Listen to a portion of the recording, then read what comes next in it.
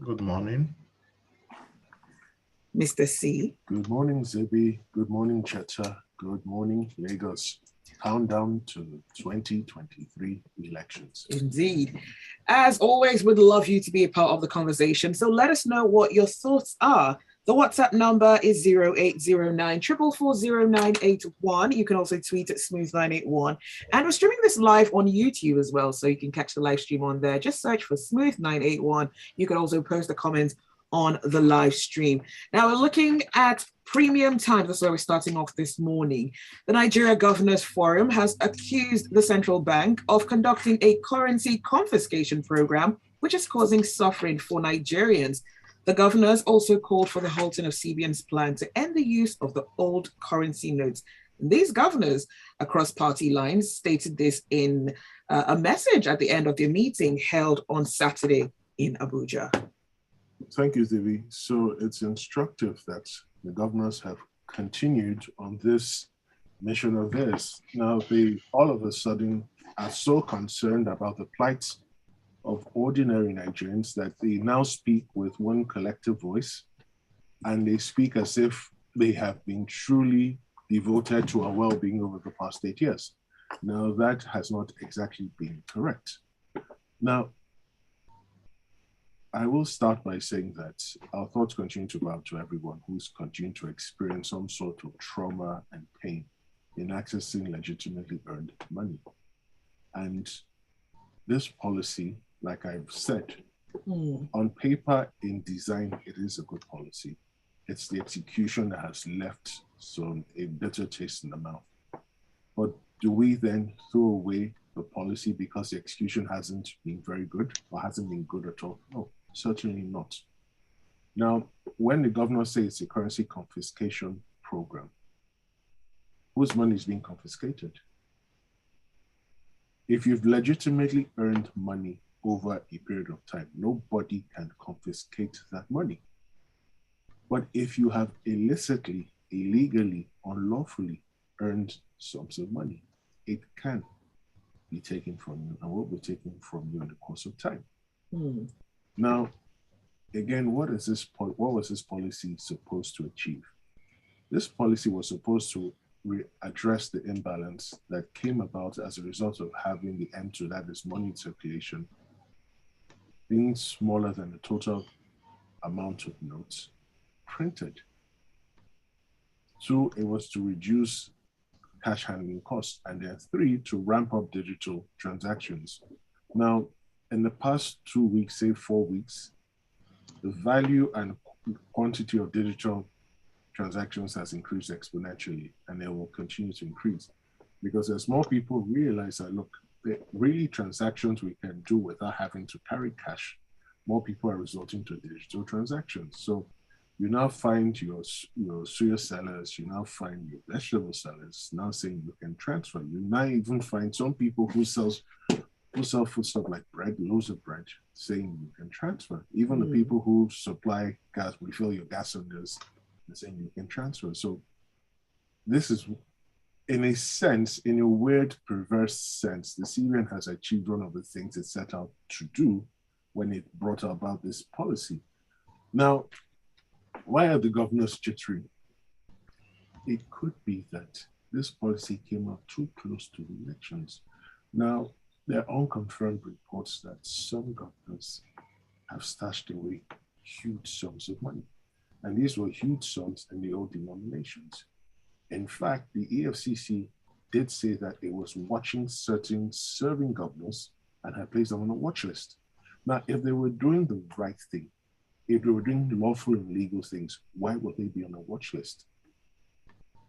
So, is it possible, though, that their concern could also be due to a potential fear of breakdown of law and order? We've seen Since when have they been ever concerned about that, about such a thing? thing? We've seen people who have gone out and vandalized cash machines and things like that. Since when have our governors ever been concerned about such a thing? Vandalize those bank premises. I'm sorry to say, criminals. They're not the average Nigerian. So you can't get your cash. How does burning the building bring out your cash? How does destroying or vandalizing the automated teller machine bring out your money? It doesn't. So they're just criminals who try to use that as a cover to steal. And they should be apprehended and dealt with according to the law. So here we are, as we move more and more towards a cashless regime. The CBN has already admitted some mistakes, that they haven't been able to print as many of the new notes as they originally planned to. And we've seen some of the hiccups, some of the hindrances.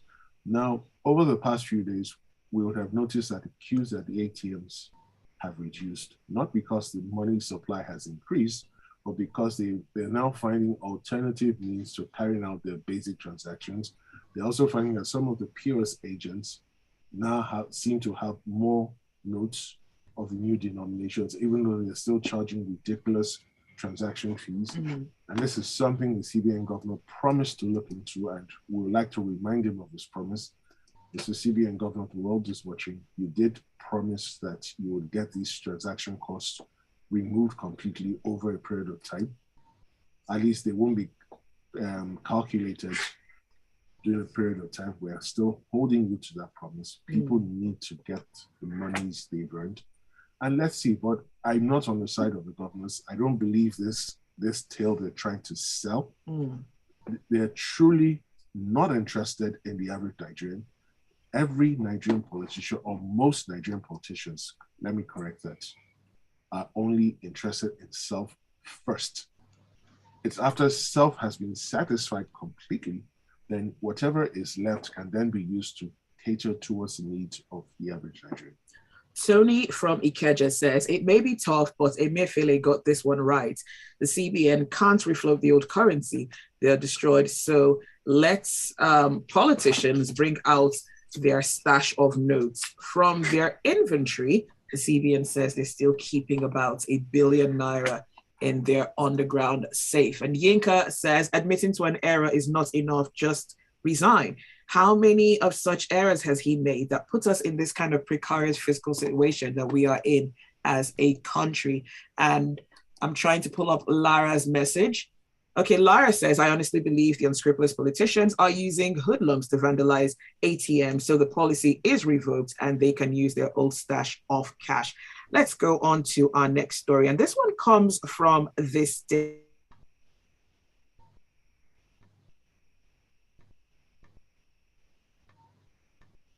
Armed forces in the country will fully participate in the general elections to ensure a peaceful and violence-free exercise across. He gave this assurance in his remarks at the weekend during the passing out parade of Batch 33 trainees of the Nigerian Navy Basic Training School. He charged the new graduated personnel to be professional in the discharge of duties, particularly around the elections. Okay, we're going to come back to that story, but let's move on to this one because I want to bring Cheta in here. The British Deputy High Commissioner in Lagos has said UK exports to Nigeria have amounted to £3.3 billion in the 4 quarters of 2022. Now, according to him, this put the trade volume between the United Kingdom and Nigeria at 5.5 billion. He says that the UK government is always exploring ways to improve the trading relations between both countries, including partnering with it to bring in electric meters. Well, for me, from my point of view, it's what I like the numbers because it presents a very interesting scenario here. What Mr. Lowen Jones said is that the total imports by the UK from Nigeria in the whole of 2022 amounted to £2.2 billion, while exports from the UK was 3.3 billion. So essentially, they are making more directly from them. But you know, when you see something like this, and this is where I get the frustration with so many people who call themselves journalists in Nigeria nowadays. There are follow-up questions that could have been asked, or they could, because this story is exactly a paragraph long, as it were, and then that's it. There's so many questions unanswered. The goods or the the exports from Nigeria to the UK, what are the components? So, for example, I certainly know that oil is not one of the big components anymore. Most of our oil goes to India, for example. There was no research by the newspaper, by the Nation newspaper, to try to build up on this, even though even as they are as the news agency of Nigeria journalists, because this story was called from the news agency of Nigeria. So the news agency of Nigeria journalists did not ask follow-up questions. Um, and then the Nation did not build up on it.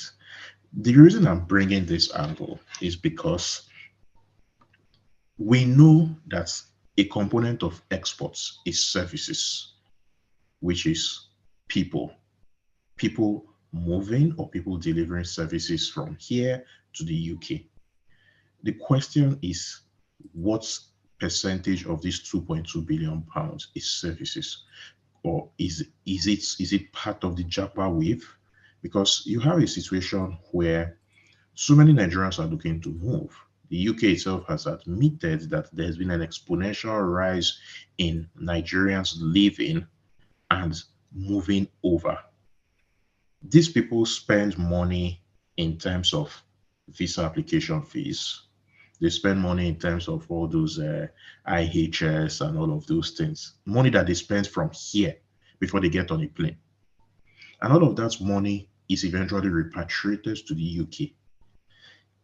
Now, as of last year, the 2021 figure for Nigerian students alone, we've not talked about people who did applications for the other visa categories, special visa categories for doctors, for care workers, technician, all those other ones. Students alone spent something in terms of 41.7 million pounds, 41.8 million pounds in terms of national health contribution fees, which was paid from here and then sent there.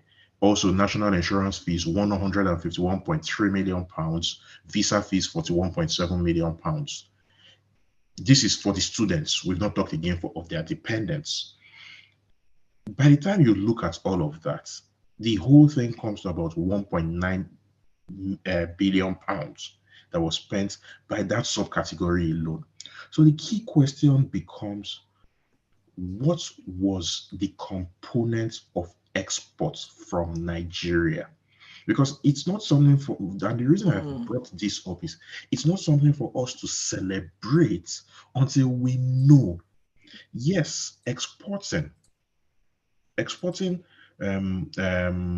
stuff from Nigeria to the UK on paper is a good thing, but we need to know what kind of export. Is this the one-time kind of export that ends up with the person leaving the country, in many cases on a permanent basis, and no longer contributing to the Nigerian economy, except maybe by way of remittances at some future dates?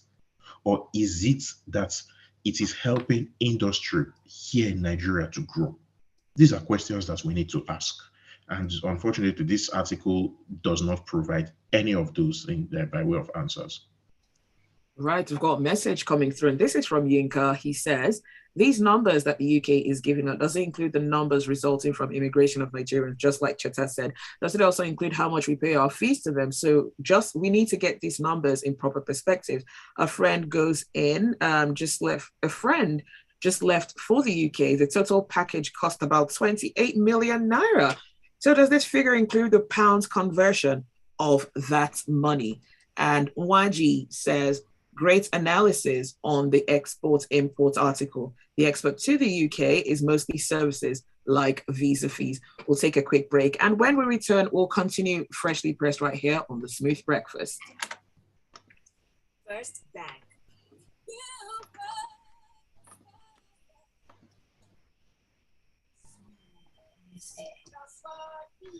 Music is live.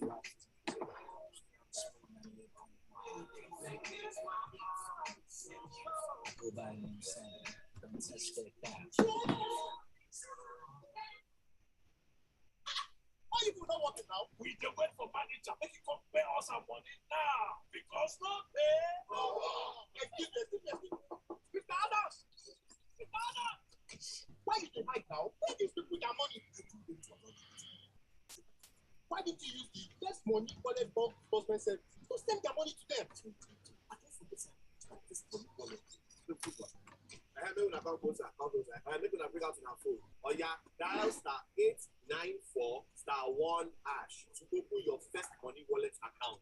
Oh yeah, make una give. Okay, let's see. We're going on to 2.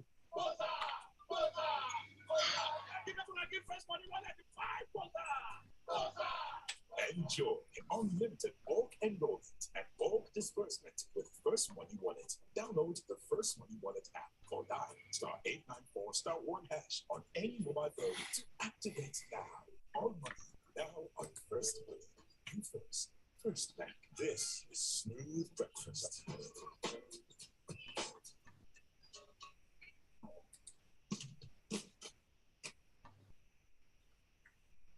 You're listening to Freshly Pressed on Smooth 98.1. And we're going on to Vanguard. The Independent National Electoral Commission has debunked reports that the commission has contracted the logistics of the 2023 general elections to the National Union of Road Transport Workers in Lagos State and other transport unions.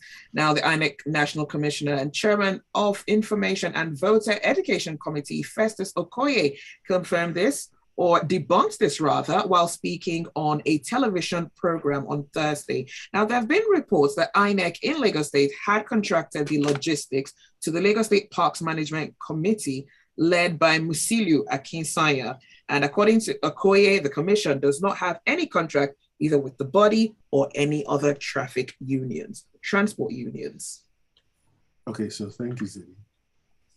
So what is clear is INEC as a body lacks the capacity from a logistics perspective to deal any election because you need a certain number of vehicles, you need a certain number of seagoing vessels because some of the polling units are located on islands that can only be accessed via water. Now, that having been said, this is not INEC's first rodeo. They've been conducting elections since 1999. And this is just the latest installment in what is hoped to be a continuing series of elections. Now, the drama started because some people allege or insinuators that for Lagos State, INEC was entering into agreements with the notorious Tinubu loyalist who incidentally heads the Lagos State Parks and Garages Commission or body. Now, INEC has come out to say that no, that they're entering into individual contracts with the drivers and in a general MOU with their unions. Now, the only question I have about that arrangement is, if you're entering into individual contracts with the drivers, what's the need for the MOU, really? Because the explanation given by INEC was that in the event a driver absconds or does not show up for duty, that's why the MOU is being executed. Well, my question is this: if the driver absconds or does not show up, how is that the business of the union? Because the contract covering the carriage of logistic electoral materials before, during, and after the election is between INEC and a specific driver. Is INEC planning to ask for damages from the union when the union wasn't privy to that particular act? So if the driver unilaterally absconds or he collects money and he doesn't do the job, is INEC suggesting the union is vicariously liable for the driver's independent and unilateral act? So it's still not clear what that MOU is supposed to do, except, of course, they are suggesting, which is not in the report or in the story, that it's to serve as some sort of template for each of the individual contracts to be signed. Now, again, like I said, this is not the first review. I'm not privy to previous arrangements that were made for logistics. I want to believe they've gotten the legal guys to look into all of this, and I want to believe they've dotted their I's and they've crossed their T's. And they've put in inbuilt mechanisms to protect the commission, especially where a driver needs to abscond. Now, why do I say this? what happens where in a particular place, a lot of people come out to vote, and then for whatever reason, the driver who should bring the electoral materials to that particular place conveniently decides not to show. So let's take a state, a fictional state, where the governor is from party Z and his contender is from party K. And then in areas where the K party is very strong, INEC has entered into an agreement with the bus drivers, and then the drivers for the areas that are K supporters either don't show up or turn up at very ridiculous times that makes it almost impossible to have anything close to a proper election. What does INEC do in that situation? Do they continue those polls the next day? Do they say, no, that's going by the extant electoral provisions that we're done, it's a wrap? So these are things INEC needs to address. They need to convince Nigerians, and they can never stop convincing Nigerians that these elections will be free, they will be fair, and that the integrity of the elections will not be in doubt, will not be disputed. So they still have questions to answer. I dare say these questions, the material provided by the INEC Commission on Sunday isn't sufficient, and he will need to come out again and provide further clarity. And PJ says there's something fishy about the iconic deal. There is need for adequate scrutiny of everything so the minds of potential voters are put to rest. And Yinka says, thanks, Mr. C, for the objective analysis. I struggle to understand the fuss about the INEC logistics wahala. From the get-go, it's always been the yellow buses that bring the election material to polling stations. Now, are we all aware of the issues, the NURT issues in Lagos and some southwestern states? So we can't heat it up. As far as I know, the activities of NURTW suspended in Lagos. Why are we concerned about who transports materials? Are we not bothered about who does similar in Kano or Enugu State? Going on to Vanguard. Now, the Ikeja area of Lagos State witnessed traffic on Saturday, and this was due to hundreds of anti-Bawa activists of the Coalition of Anti-Corruption Organizations coming out in their numbers along the Alausa Obafemi Awolowo Way, chanting "Bawa must go," full with placards. Now, the protesters demanded the removal of Mr. Bawa as chairman of the EFCC, and the protesters, in a statement, said the EFCC cannot continue to dehumanize Nigerians on the pages of papers based on unverified political investigations and without proving their case beyond reasonable doubt in a competent court. This is one of those stories that you hear and you yawn. Let me tell a story about Abdul Rashid Bawa. In September 2022, Abdul Rashid Bawa was accused of using his position as the head of the EFCC's Port Harcourt office to basically seize 244 truckloads of petrol and sell them. This allegation was such that it came up when he was appointed to be head of EFCC later on, and it was brushed aside by the commission. As far as I know, and I'm being very careful, as far as I know, nobody investigated it. They just released a press statement to say it never happened and everybody should move on, nothing to see here. You know, the way our people tend to do. It's interesting that this so-called coalition of anti-corruption organizations did not come out then to protest the appointment of Abdul Rashid Bawa, because if true, that will be the very example of a corrupt person becoming the head of the anti-corruption organization, which would make a mockery of the entire anti-corruption fight. They never protested then. Why is it suddenly that Bawa himself has come out to say that, oh, the EFCC is watching a lot of current governors, has placed them on a watch list? And this is tying back to the story Mr. C analyzed earlier. The EFCC has made this statement, and suddenly we are seeing protests against EFCC chairman. A question that you always need to ask in such matters is, who benefits? And I call BS on this because I don't see the sincerity in this so-called protest.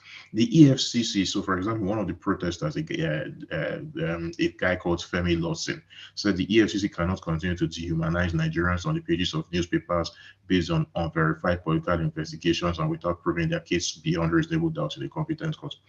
We have been shouting this for 7 years or more.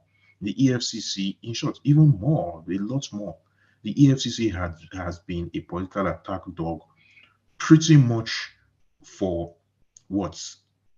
This is 2023 now. So it has been a political attack dog for at least 15 years. Why have they not protested? Why is it that suddenly, when there's a major contentious and close election in front, they are suddenly protesting? Please, this is heating up the polity unnecessarily, and it's not something that serious people should look at. All right. Thank you for that, Cheta. Let's go on to some of the messages that we have coming through. We have just about a minute or so. And okay, this one says, the Nigerian politicians that are now crying more than the bereaved. Exactly when did they start caring for the masses? The CBN has been saying that a huge amount is still held back. The common man out there is not keeping that kind of money after everyone was stampeded to surrender their old notes. Nigerian politicians, where is the unbanked money? And Charles says, the CBN Naira policy is causing different problems in different places. Now, people are realizing that their monies are being deducted even when someone transferred to you. So you now have to add at least 50 Naira when transferring. Emefiele, please help us beg the banks. And this one is from Gab. Gab says, the Navy that can't catch oil thieves, they now want to help with the elections. They should relax. And Orof says, Emefiele got this right. Implementation was fraught with errors, quite true, but truth be told, this is a good move. And Catherine says, I'm not against the attempt to force us into a cashless economy, but the 50 Naira charge on every deposit and transfer received, including through POS, makes a nonsense of this. If the bus conductor collects a transfer for a 100 Naira bus fare, he pays the government 50 Naira for receiving a transfer. And Benga says, the reason queues are reduced at banks is because there is no money over the counter or in the ATMs, and people have been completely frustrated. Wale says most attacks are instigated by politicians to give the impression of public dissent against the government. And that is all the time that we have for Freshly Pressed this morning. Thank you for listening, and thank you to the analyst, Mr. C and Cheta as well. You're welcome. You're welcome. Do stay with us. There is a lot more to come on the Smooth Breakfast.